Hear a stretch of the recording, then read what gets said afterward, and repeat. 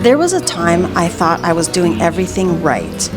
I had a good job in tech, a solid title, the benefits, the kind of life people said that I should be grateful for. And I was, but inside I felt trapped.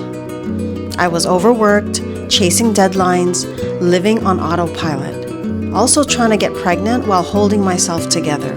And every evening after work, instead of going home, I would drive straight to my dad's house. He had dementia, and taking care of him became my second full-time job. He demanded my soul, not because he was cruel, but because he was fading. And yet sometimes he was mean. And the disease made him say things that broke me. But I stayed, I showed up, because that's what daughters do, right? Every night on that drive home, I would cry, because I was giving everything I had, and it never felt like enough. I was making a nice 6-figure salary in tech, the kind of money that should have made life easier, but somehow it never did.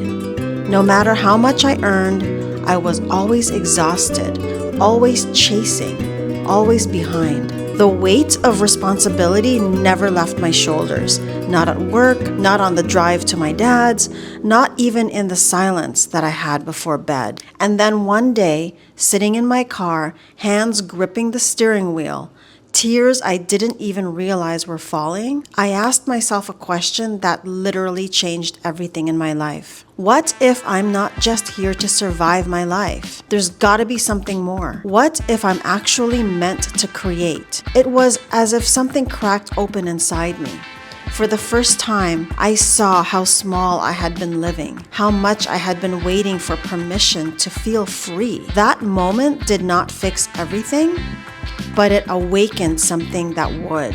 What if freedom wasn't something that came from quitting a job or having money in the bank, but something that began inside, deep inside, with belief? That question was the beginning of everything. I started to rebuild, not my career, but my mindset, not my schedule, but my sense of worth. I determined what was worth my time. I determined what to fill my thoughts with, instead of just receiving what was in front of me. Today, I am a mom to 3 beautiful children, all through adoption. Our story did not unfold the way I once imagined it would, but it unfolded exactly as it was meant to. I had learned that sometimes you have to let go of how you think life should look to make room for the way it is meant to unfold. It's about surrender. It's about trusting that even in the unknown, something beautiful is taking shape behind the scenes. We're raising 2 incredible autistic sons who remind me every day that joy does not look the same for everyone.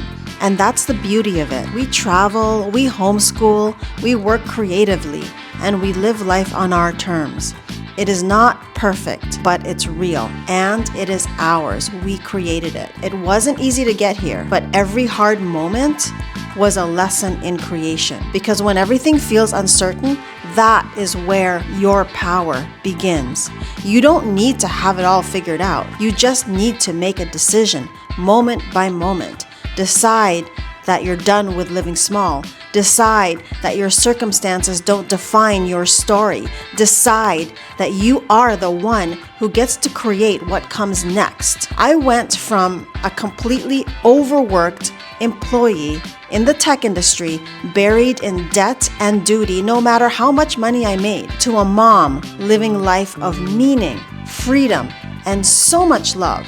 Not because the world changed, but because I finally changed. If you're watching this, maybe you need to hear this. You are the creator of your life. When you finally believe that, and really believe it, the universe starts rearranging everything in your favor. So if you're standing where I once stood, exhausted, scared, and wondering if there's more, there is, and it's waiting for you to create it. If our story moved you or reminded you of your own strength, please follow our journey and subscribe for more stories about creating a life beyond boundaries, where love, belief, and courage rewrite what's possible.